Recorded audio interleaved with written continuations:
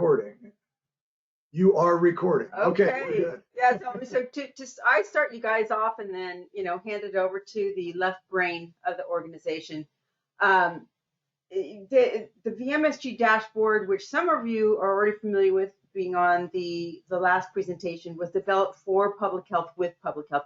As a matter of fact, we continually use the feedback from our current clients on new ways of using it. And one is the COVID tracking for the deliverables, as well as things like plumbing, operational plans. And it just keeps going, and we keep updating, and you guys get all the updates. It was in the beginning, it was developed as an operational planning and execution system with the PDCA cycle built right in the plan, the do, the check, and adjust. And then lo and behold, when FAB came around, they also, this department had a fully demonstrated performance management system, being able to really far exceed the ability to reach different levels of their department, including having an external partner database that was built into the system.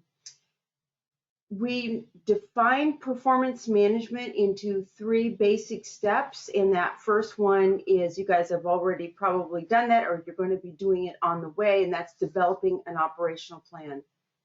The operational plan, a lot of our health departments in the past have gotten an operational plan, but not fully executed, not getting it all the way down to the activity level, like precisely how are we going to do it. Sandy and Reggie have already got those in for all the counties. Perfect. Yep. And now, oh my gosh, way ahead again. Then, after that operational plan is in, it's time to go ahead and execute and then monitor it, not just monitor it on the department level, even the ability to monitor it on the group level may not be sufficient, but all the way down to the micro level, which is the activities. How are we doing on each objective that's built into our plan?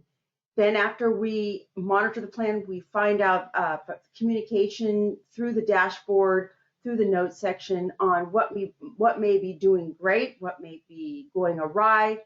Then you make your adjustments, and then you go right back into the plan, and that's that PDCA cycle.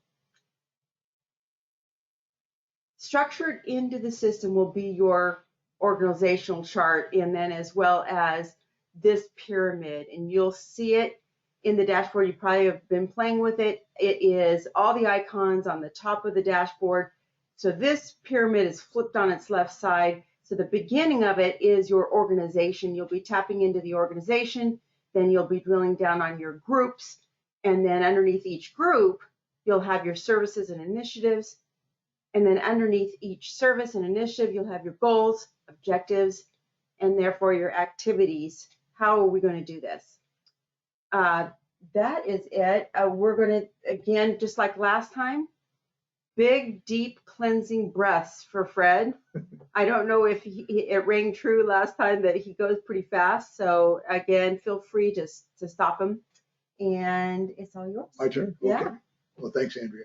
What we're going to do now is we're actually going to walk through an example. And for those of you who were on the presentation last time, you're going to see the same thing. Again, we're going to walk through an example of actually building out an operational plan. And then we're going to take that plan and execute it, monitor it through its life cycle, and then use the PDCA cycle to actually change the plan as we need to make the adjustments in there. So we have this little demo organization we call USA Public Health, and let's go live into the system now. So when you log in, and we're going to talk about the login process, and we're going to work with Sandy to make sure we get all you guys set up to log into the system properly. It'll be in the next week probably here. But when you log in, you're going to end up at the main menu like this. And this is for those who are designated as administrators. If you're a normal user, a manager user, one of the other types of users, you'll have a few less buttons on here. But basically, you're going to log into a screen like this. Up at the top are the tabs that Andrea had mentioned. That, if you will, it's that pyramid flipped on its left side. So the organization is your health department. In this case, it's the HIV program at the state health department. The groups, now in this case, are each of your counties, the plan for each of your counties. Underneath the groups then are the services that are provided. Under each service are the goals. under each goal, the objectives, under each objectives are the activities here. So when I log in, I'm going to be taken to my default home group. So in this case, I'm community health. So maybe I'm the community health lead in the program. So when I log in, I go to community health. That just makes it easier for me to navigate around to everything responsible or of my responsibility in community health here. Now, under community health, since I've selected community health, I'm going to look at the services and initiatives specifically for community health. And we're going to talk about the Safe Kids program. And specifically, we're going to develop an operational plan to manage the car seat program within the Safe Kids program. So underneath the Safe Kids program are a set of goals. You see the 4 of them. We're going to talk today about promote and provide child passenger safety education and resources to partners in the community at large. And within here is where the car seat program fits. Now, as we're going down the pyramid, we're going to get more and more specific. So number 1, we're going to have this traffic light sitting out there. The traffic light is just a nice visual indication of how we're doing. So the green light is most common, and it just means we're moving along as expected. When you get to a yellow light, that means something is potentially getting in the way, something like COVID getting in the way and maybe pushing you back a little bit. Get to the red light, that's going to typically indicate that something bad has happened, like COVID came in and maybe we just had to eliminate the program because of that, something along that line. And then the gold bar that you see indicates you've successfully completed this portion of the plan. Now, the other thing that's important as you're setting traffic lights, you want to put in here why, and that is in the notes and comments field. So if I change it from a green to a yellow, I may want to put a note in there as to, a year ago, this thing called COVID came around. We don't know how many of our resources it's going to take up. So we're going to go ahead and mark this as a yellow now, maybe put it on hold for a little while here. So now underneath this particular goal, then, are going to be a set of objectives. And we get to the objective level, we call objective SMART, or specific, measurable, attainable, realistic, and time-based or time-bound, depending on your definition here. So we're going to look at the first objective up here. It says by November 30th, Safe Kids USA will distribute 20 car seats per week to families through these programs. So what we've defined is a finite target. This is exactly what we're going to accomplish and when we're going to accomplish it here. Now, the other thing we do at the objective level is assign an objective lead. And the objective lead is the person who's responsible for getting us to that target, not the person necessarily who's going to do all the work. But Diane Cox, in this case, is the project manager, program manager for the car seat program in this case, and she's going to get us there. Now, what we found in the past is that a lot of people, when they're planning, get to this level. So you've defined a beautiful objective, a beautiful target that says, this is what we're going to accomplish. And everybody, they want to do that. The problem is that they typically don't get down to what we call the operational level, which is, how do I know when I've successfully completed that? And the operational level is the set of steps you're going to go through to complete this objective here. So that's when we get down to the activity level. And the activity, as you'll see, are the steps that you're going to go through to complete the objective. So what that says is, if you had an objective, let's say, let's reduce smoking in high schools by the end of the school year by 25%. Everybody wants to do that, right? That's a great objective. However, if you don't have a plan to get there, you're just hoping. You're hoping that's going to happen. You don't have a plan to get there. So the activities are the plan to get there. So let's walk through them and we'll look at the data down here at the bottom. So our first activity is funding. We've got to find a funding stream. So 20 car seats a week is a lot of money. We've got to be able to get that money so that we can buy the car seats and provide them to our clients here. In addition to the actual activity, we have a performance metric or target, and all that is how do I know when I've successfully completed the activity? So if we're looking for funding, once we've acquired funding, we've completed the activity. Every activity also has a beginning and ending date. So in this time frame, we're going to do it. And the most common type of activity, this project-based activity you see here, has a % complete as the metric. So you're just going to say, we're 50% done or 100% done. We're getting along the path down there. So you're just measuring it that way. That's, by the way, the most common activity here. The other thing that you do at the activity level is assign a team of people to accomplish the activity. And that's clicking on the little pencil icon here. Clicking the red X will open it up to the whole department since we have this little small department. We got 3 check boxes here. Number 1 are the team members. So you can see we have 4 people who are the team members to accomplish this activity. We have assigned a single team lead. Now, if you choose to, you can have multiple team leads in here, but most often it's 1. And then you got an email notification. The email notification is what we call part of the real-time planning. And that is that Diane, in this case, is going to get an automated email from the system on a regular basis to update this particular activity. Now, again, you can have multiple email notifications if you want other people to be doing this as well, but typically it's one lead with the email notification. Over here on the right side, you'll see the FTE, or full-time equivalent. And what we're doing here is just measuring the amount of time we're going to put into this particular activity. And what we do with that is we just roll that up the pyramid. So down here, you see the 0.1 and 0.1 for Diane and Mara roll up to a 0.2 at the activity level. For all of these activities, when I roll it to the objective, you see the FTE at a 0.6 down here.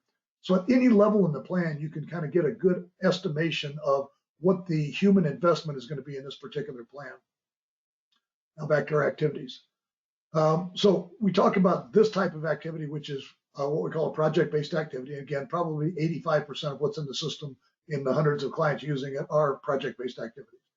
We also have two other types of activities that just kind of make life easier for you. The quantitative measurement activity is primarily different in the fact that it has a quantity field to measure instead of a percent complete.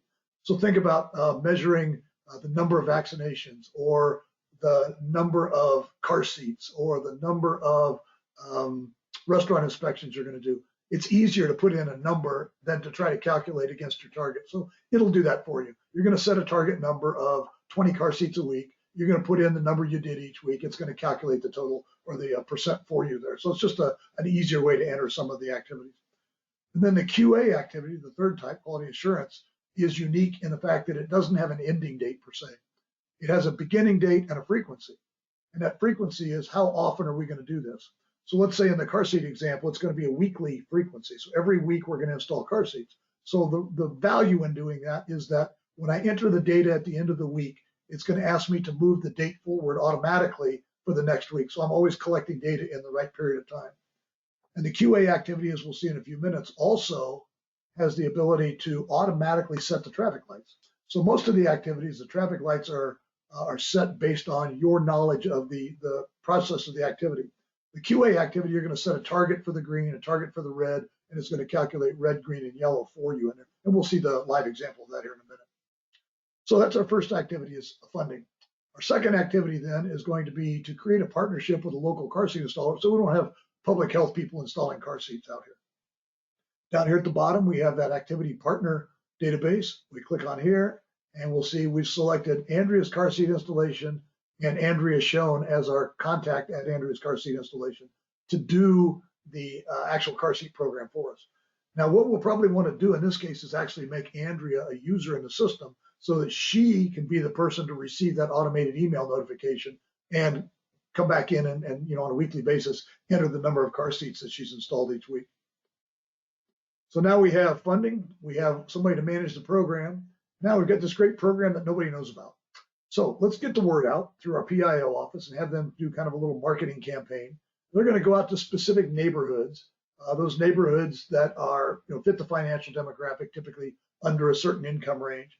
They're going to go out to those neighborhoods and they're going to try to get those folks to, understand that they can get free car seats, go see Andrea. Andrea will qualify them and get the car seats. Then we get down to what we consider to be kind of a bottom line activity, and that is that Andrea's car seats will install 20 car seats a week. So what we just did in this process is we created a solid operational plan in about 5 minutes here to manage this car seat program. If I take you back to the pyramid here, you'll see how it fits. So it was under Community Health Division, the Safe Kids program. So you can see we're just drilling down in the pyramid here. Our goal here is to provide car seats to those that can't afford them. The objective, that SMART objective, is by November 30th, we're going to distribute 20 car seats a week to families through the various programs. And then what are the steps we're going to go through to get there? And this, again, this is the critical area, is getting down to the operational portion of the activity so that you know exactly what you're doing to get to the target here. Now, we've got the plan in place. Let's walk it through that PDCA cycle. So what we just did is develop the plan. We've got a good solid plan in place. Now, let's execute it. In the do phase, we're going to go in and execute the plan. So what we're going to do is go to our funding source, get the money so we can buy the car seats. We're going to get Andrea on board to make sure she's managing the program. We're going to go to our PIO office and have them kick off the marketing so that people know that they can get free car seats and they'll come to Andrea and get the car seat. And in the background is where we're going to set up this real-time planning. Now, the real-time planning is really, really a key element. And the reason is because it automates the process of collecting all the data for all of the planning elements in the system that need to be updated on a regular basis, which is pretty much everything. So what's going to happen in this case is, let's say on a Monday morning, every Monday morning, Andrea is going to get an email from the system, and that email is going to say, how many car seats did you install last week? She's going to click on a link in the email, and it's going to take her either to her desktop computer, or as of COVID, we built a VMSG mobile version so that now you can do the update on your cell phone. So it'll take her to either her desktop or her cell phone. She'll be able to actually go in there and update the system. She can say, put in 21 car seats, and she's done for the day. It takes typically about a minute of her time each week to do that. So let's say 10 or 12 weeks go by. Somebody comes up and says, hey, how's that car seat program working out? As we go into the check phase. In the check phase, we'll go back into here. What we're going to do is click this little button down here, and it's going to show us kind of exactly how we're doing. On the blue line, we're looking at those data points we collected from Andrea every week. This is that quality assurance activity we talked about. We set a green target, so anything above the green line is going to set the traffic light to green. Anything below the green and above the red line is going to set the traffic light to yellow, and anything below the red line is going to set to red. And by the way, you can flip the lines if you have things like a Gulf score, that's better when it's lower, you can do that as well. But so what we're looking at here is when we're down here, it's red. Climb up into here, we're yellow, and when we get past the green, we're staying in the green. So just by looking at the traffic lights, you can understand that you're making progress. You're in the green area up here. So now, if we look at the chart itself, it says it took 4 to 5 weeks to ramp up to our target, and then we're kicking right along at about 21, 22 car seats a week. Exactly what we thought would happen. So back to the PDCA cycle. That was the check phase.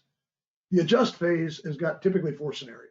Number 1, you just saw. Everything's working beautifully. Don't need to make any changes. We're going to skip the plan change cycle here, continue the execution. Maybe once a month or once a quarter, whatever, we'll go back and check it and see how we're doing. So at this point in time, we have the check phase in there. If necessary, we'll make any adjustments and continue through the cycle. Now, let's go back and switch up a little bit here. I'm going to select this activity as being our bottom line activity. Go back to our chart here. Well, first of all, you notice the yellow light. And based on what we talked about, that says we're in between the red and green lines. So sure enough, we got up here and we capped off at about 15 car seats a week. So what we know now is we're not making our target number, but we don't really know why. So we're going to go back and figure that out. And by walking through the activities, looking at the traffic light and the notes and comments, you should be able to pretty much figure out what's going on. So number 1, the gold bar says we've got funding nailed here. Number 2, we've got a relationship with Andrea, as you can see down here, so that's a gold bar. Number 3, our PIO office is going to do our marketing for us. Well, we got a yellow light. So what I probably want to do is just jump down here to the notes field and say, why do I have a yellow light? It says may not be reaching the proper demographic, or the plan is just set too high. So either we're not getting to the people who can qualify for the program.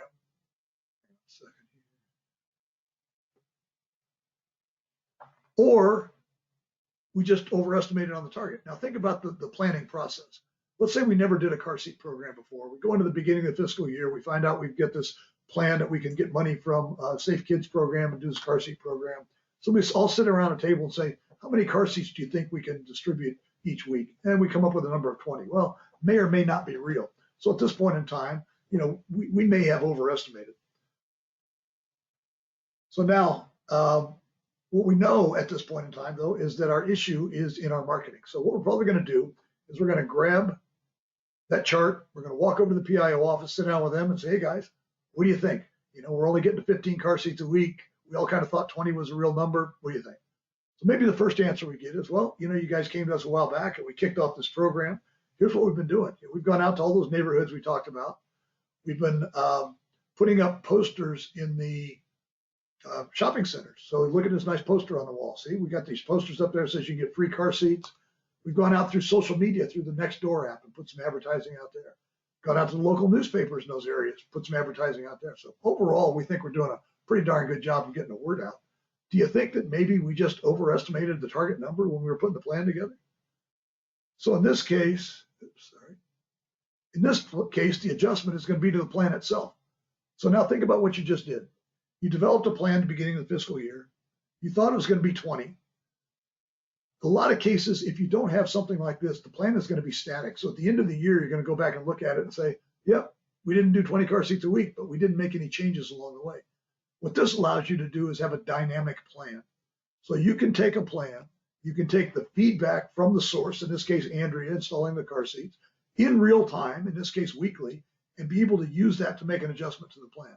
So in this case, what we'll probably do is take the plan down to 15, continue through the cycle. So that's the adjustment to the plan, continue the execution, go back and check it again, let's say in another month. And if we're still around 15, we probably made the right decision here. Let's say we got a different answer from our PIO office. You guys came to us, about a year ago to get this thing kicked off. And unfortunately, we all know that COVID happened and COVID kind of decimated our resources to be able to do anything. So we really haven't been able to do anything to get the plan marketed out there for you. We apologize, but it just happened. Good news is we recently hired a new guy. His name is Bill. Bill's kind of an expert in this area, so we turned him loose on getting this thing done. The bad news is he's only been doing it for a week. So we need to give Bill some more time to get this thing up and running. So in this case, the adjustment is going to be to the resources to get to the plan. So the resources will be Bill, the person, and time at this point. Now, resources obviously can be money and facilities and all kinds of different things, but in this case, it's going to be time and Bill. So we're going to make that adjustment. We're going to get back up to the run rate plan of 20, and away we go. And then the fourth scenario that I mentioned is a combination of 2 and 3 there. Potentially, we did slightly overestimate the target number, yet we still need more resources to get there. So let's make an adjustment in the plan to both the plan itself, let's say take it down to 20 to 17, and to the resources we need to get to the plan, which is Bill, giving Bill some more time. And then let's go ahead and bring in an outside consultant to help Bill to ramp up to the target. So those are typically the 4 scenarios. There may be more, but those are the ones that we see. And this cycle goes on at any frequency you want it to be. It may be that you're going to look at it monthly or quarterly or annually, whatever you decide is the right cycle, but you're going to be able to go through this cycle at any point in time, hit the check phase, see how you're doing, and either make a correction or not. So everything becomes dynamic through the PDCA cycle here. Are there any questions at this point?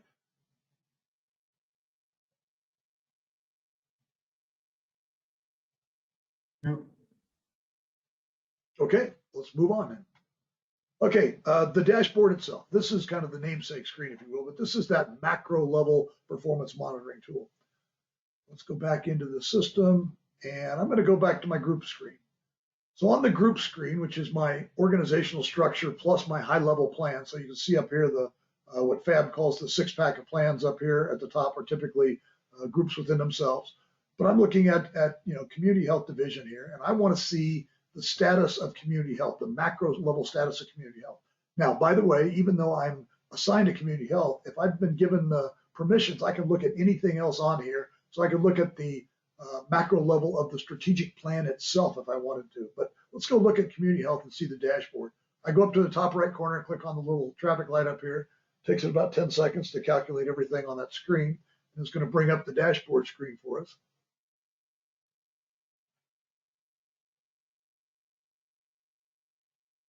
So on the dashboard screen, we have 3 primary areas. Number 1, this top left corner is the number of activities or objectives or goals, whatever you select, at each traffic light status level. So you can see we got 12 green, we got 6 gold, we got a couple of reds or a couple of yellows in here, no red. And then we have this schedule gauge, which just says how far are we on or off schedule, ahead of or behind schedule. In this case, it says we're 33 days behind schedule, and it's basing that on beginning date, ending date, % complete of the activities. So we look at that and we say, yeah, we're getting a little bit behind schedule. Now, a lot of these are, today are way behind schedule because of this year intermission we took with COVID in there.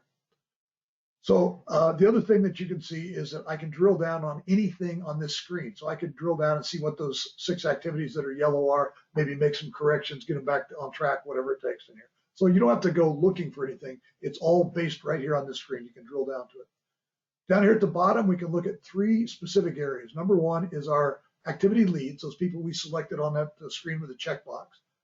Our groups, that group tab that we saw, each one of those groups will appear down this left column down here, so I can see the status of that. And strategic priorities. This is how does everything else we're doing in the department compare to our strategic plan? So it allows you to make sure that everything you're doing is feeding your strategic plan. And what we're looking at in the activity lead, for instance, we have Diane Cox. It says that Diane was in between 30 and 60 days ago because it's yellow. Fred was in within the last 30 days, and William hasn't been in over 60 days. So the red, yellow, green gives you a good idea. We also roll up the FTE here. So Diane has got a 1.25 FTE, meaning she's doing the job of 1.25 people. You want to try to keep that down, ideally below a 1.0 FTE. We know it's tough in public health, especially in today's world. But what you end up with is people getting burned out, leaving the organization. Under lagging, we're seeing the number of activities calculated to be behind schedule and then color coded as to how far. The days column is basically the same as this schedule gauge for the individual person. So how's that person doing against their assigned timeline? Overdue is just that. Ending date is come and gone, not yet 100% complete. And then the number of red, yellow, green, and gold lights. So it gives you a really good snapshot of how each person is performing against their portions of the plan. And again, I can say same thing. I can look with groups and priorities here. Top right corner, my priorities. This is individually selectable objectives that you want to keep your eye on. Typically, they're things that your team is working on, and you just want to keep them front and center up here. And usually they're yellow and red, because if they're green and gold, they're either on track or completed in here. But just allows you to pick some things for your login. So these are attached to your login. Nobody else will see the ones that you have up there. Everybody gets to select their own. So that's the dashboard screen. That is kind of the first place you want to go in the morning if you've got your plans developed in, like I say, in community health. You can go in and look and say, everybody's updating their information, everybody's on schedule, or a couple of people I may need to talk to, whatever that happens to be. Now, I mentioned that we had also done some updates during the COVID time, and that is VMSG Mobile. Pardon me. VMSG Mobile is the same screen broken down into 3 phone screens in here, but it's the same 3 areas: the top left corner, the bottom of the screen, and the top right corner. And when you log in on your phone with your normal login, you have to have a different login. And by the way, you don't have to have an app on your phone. It uses the browser, it builds the app in the browser, so you never have to do any updates. We do it all on our end and push them down to you when you log in. So it's all there for you. So you've got the top left corner, you got the bottom with the groups, the priorities, and the leaders, and then you got the My Priorities up there. So you can get them on your phone, you can update them, whatever you need to do. Document management. This was originally developed for the accreditation process, where health departments have to collect somewhere between 300 and 1,000 documents to submit up into EFAB. This just allows you to tie documents to anything in the system. I can tie a document to a user, to a group, to a goal, a service, an objective, an activity, anything I want to do. So typically in the accreditation process, they're tied down to the activity level, but have as many documents as you want. They're stored up on our server at a secure environment. So you can get to them from any place you are. If you're at home or any place else, you don't have to worry about your VPN or anything like that. They're right there for you. Reporting, there is a boatload of reports in the system. The reports are typically built in the operational plan format. In fact, the most common report we use is this one called operational plan. When I look at it, the operational plan report looks like this. This is for the Safe Kids, or the car seat program. So it's under community health, Safe Kids. Now you can see where the document shows up as attached here, and you can turn that on or off if you want to. So I'd say that we have a document called Safe Kids Op Plan attached to the Safe Kids service. I have the goals, the notes, the objectives, all the points about the objective, the person's leading it, the average, etc. Then I have all the activities, the status flags, the people, everything you want to know, but we're afraid to ask. So this is the operational plan. This is the most detailed performance monitoring report in the system. It gives you every piece of information about everything that you're looking at in there. VMSG Public. This is the ability to take that detailed information and summarize it, and then create publicly accessible web pages from that information. So if we go back again to our car seat program here, we can look and see that this is the car seat objective right here. And it says, okay, we have two completed activities, we have 2 yellow, and we have 1 green in there. So it's just showing you a summary of the objective in there. The other thing you have is this timeline. It says we're 27 days ahead of schedule, which is great, right?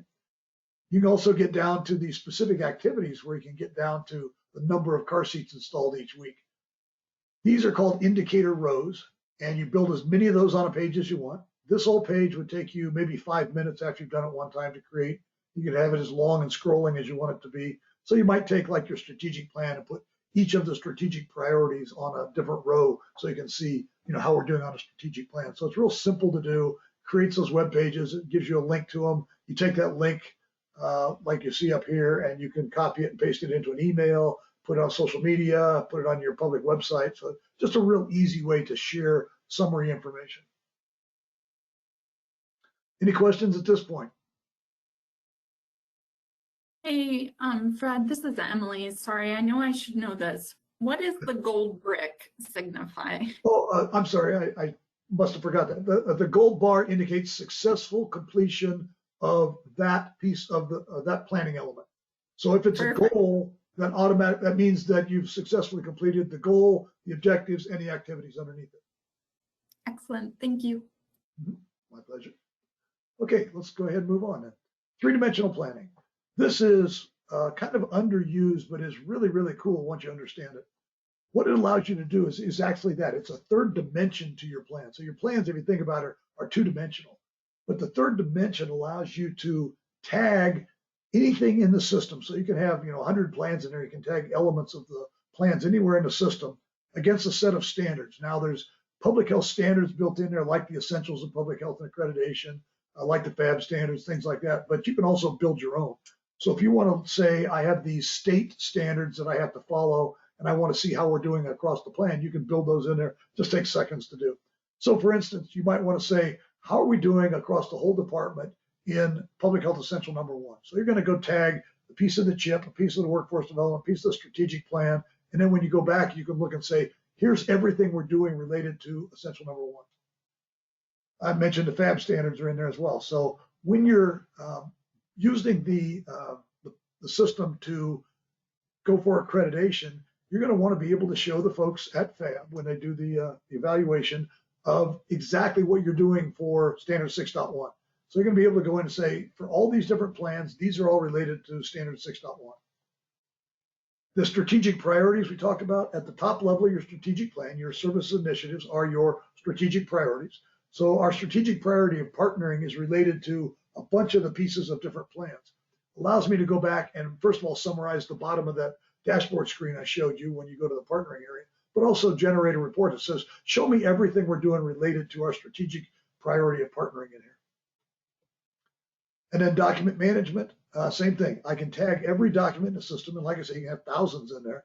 But for instance, we got to submit a bunch of documents for standard 4.2. Why not just tag them in there, go generate what we call a category tag report, dump them all out and say, these are the ones we're going to upload into EFAB. So it's just a nice, again, it's a kind of an umbrella over all the other plans that allows you to dig in and get more and more information. I did mention, I won't go into great detail, but the FAB accreditation plans, there's several of them. There's a state, local, and tribal version. Then there's a reaccreditation standalone plan. They're all built in there. So it just helps people to go through the accreditation process. Now you guys are all, an integrated state. So what a lot of people do is use this plan to kind of mirror what the state is doing so that they can make sure that they're doing their part for the state accreditation in there to roll it all up. But it's a complete plan, walks all the way down to the activity level. You attach all the documents that you need. And then when you're all done, you upload those documents in EFAB and away you go. That's another nice little tool that we built into it for those folks who, especially like during COVID, when you're not having a lot of people traveling around, you can do a virtual mock site visit. So before the site visit that FAB comes out and actually grades you, you're going to want to have somebody come in and go through and review everything that you've done, look at all your documents, make sure you've got everything you need, all your documents are in the proper date range and that sort of thing. And they can do that remotely with this system. So what we'll teach them to actually go through this little section.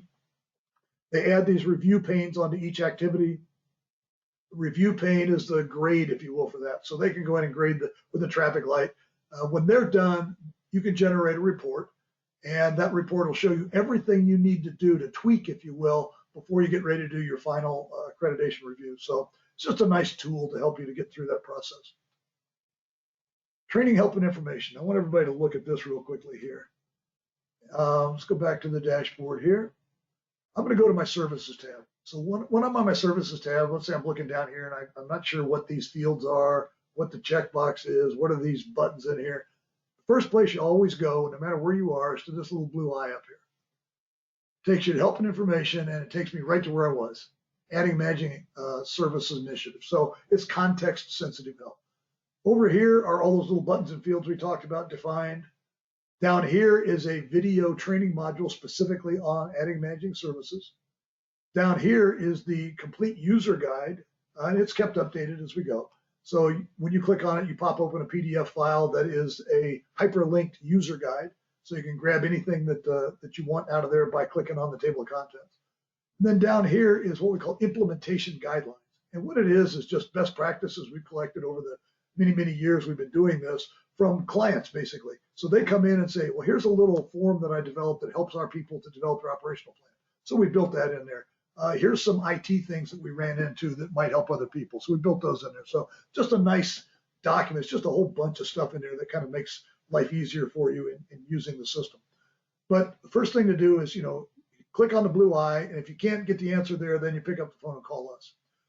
The other thing is the training modules. So these top 5 buttons up here on the left are training modules.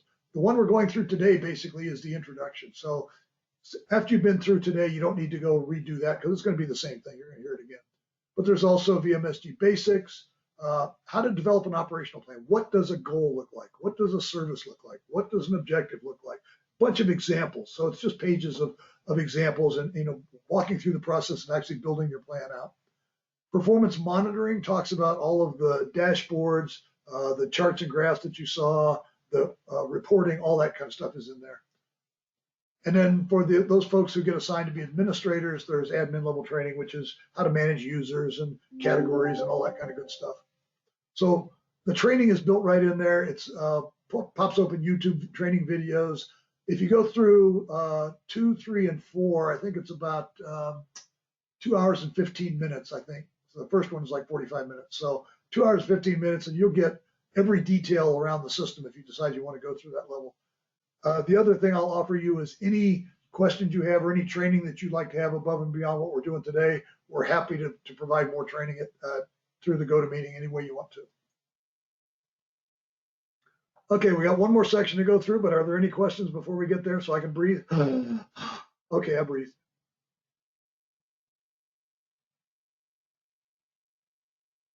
None for me. Okay, thank you. Let's go. Okay, intelligent real-time planning. This is the way to collect information from the source in real time. Now, think about this. Let's say you just have your Fab 6-pack of plans in there. So you got your strategic plan, your CHIP, your CHI, your QI plan, workforce development plan in there. And when you get down to the bottom line of that plan, you're going to literally have hundreds and hundreds of activities. Those activities are going to be assigned hopefully to the people who are actually doing them. But wouldn't you not like to be the guy who has to call up, email, text, and collect the information on a regular basis for all of those activities? Well, we've eliminated that by building it into the system. Here's what happens. On a typical monthly basis, you can set it for anything between daily and monthly. But on a monthly basis, which is most often used, you're going to have, hang on one second, bottom off the board there.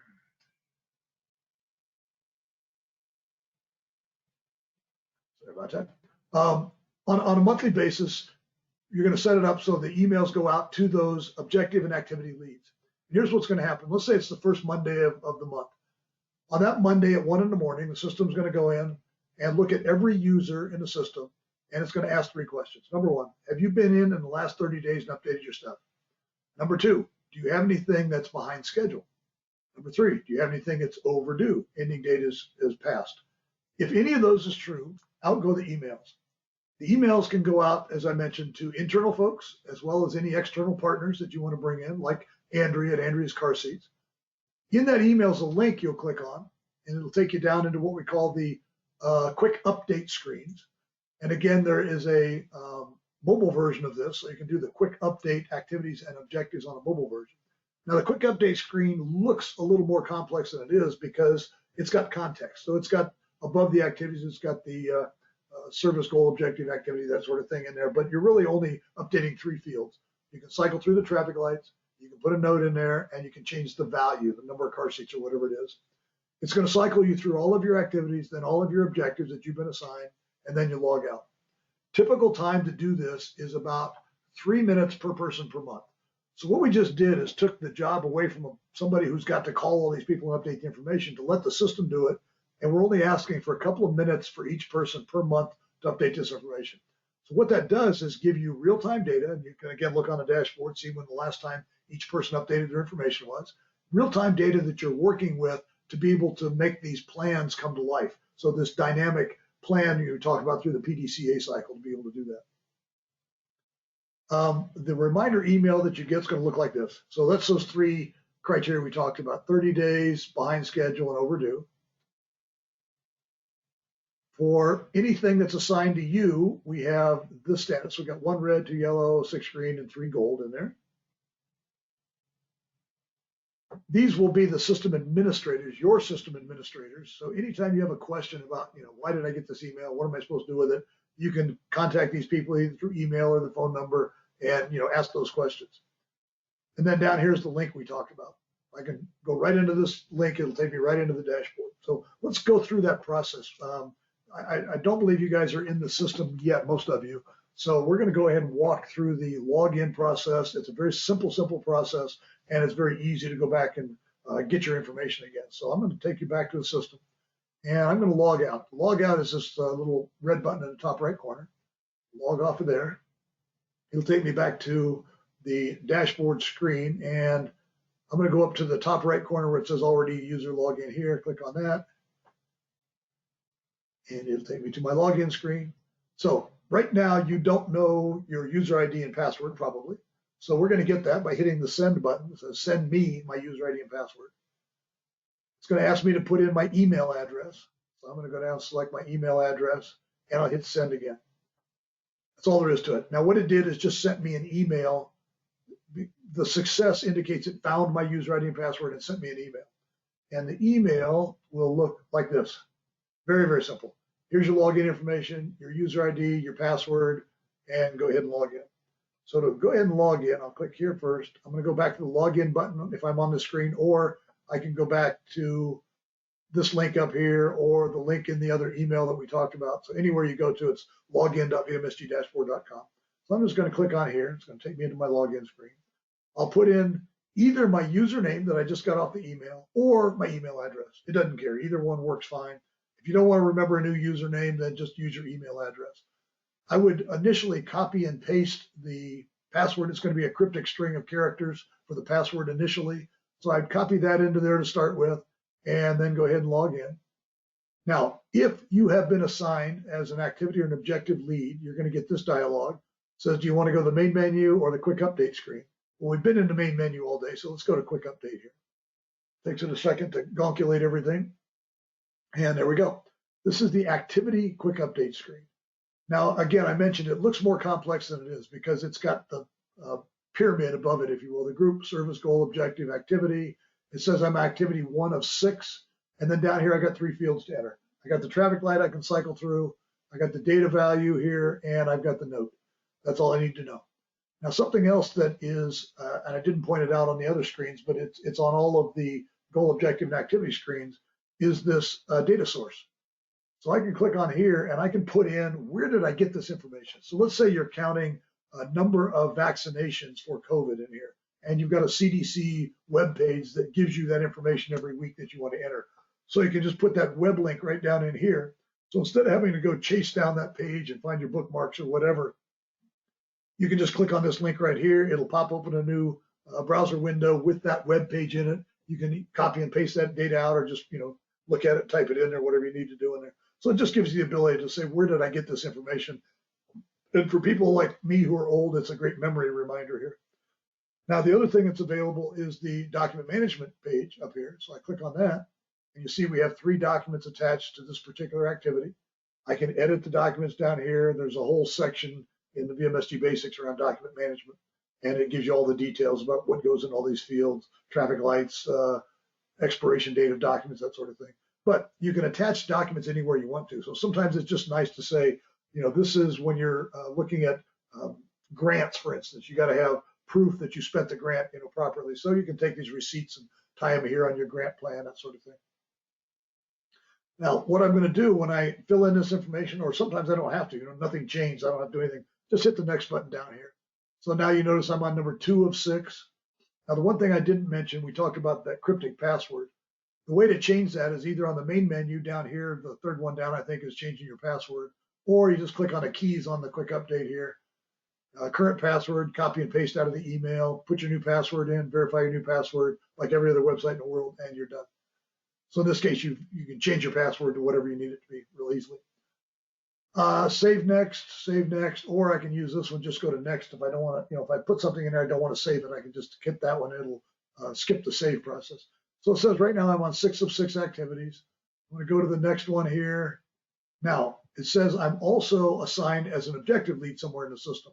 So do you want to go and update your objectives? I'll say yeah. That's going to give you a similar screen, but just for objectives.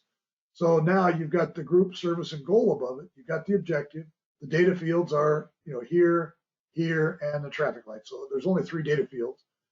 The objectives all have activities underneath them. So if you wanted to go and update the objective and say, well, I want to take that activity too, it's right there. You click on that, take you right to the activity update screen. You can go back and forth between the screens by clicking on the objective on the activity screen and the activity on the objective screen to get back and forth.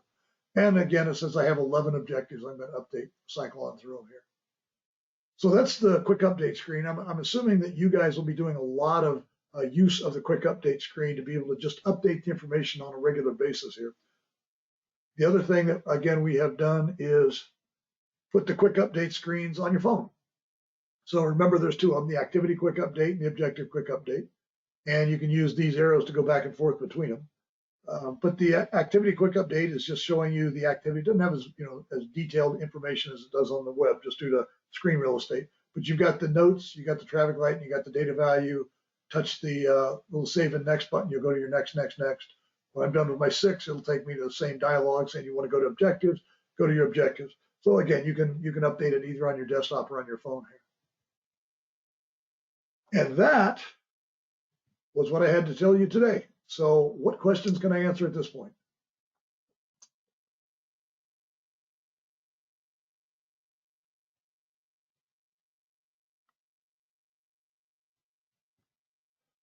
Thank you so much, Fred. This was, once again, very thorough overview of VMSG.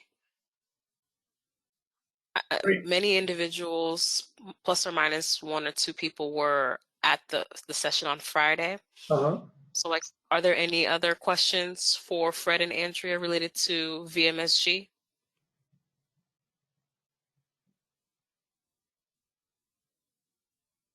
And if you're unable to unmute yourself, feel free to write in the chat.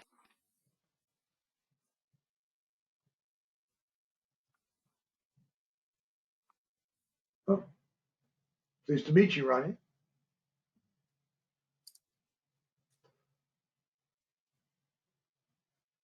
I want to leave this open with you. So if you guys have any questions, or if you dig in a little bit and you find out you want some more training, some more information, feel free to email me, to call me, to pick up phone, text me, whatever. I'm happy to pop open a GoToMeeting and walk you through anything else that you want to learn on the system.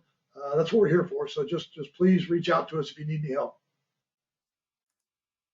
Thank you, Fred. The counties more than likely will start using, so once they identify their 2 representatives, they will begin using the system within the next month and hopefully get started by September.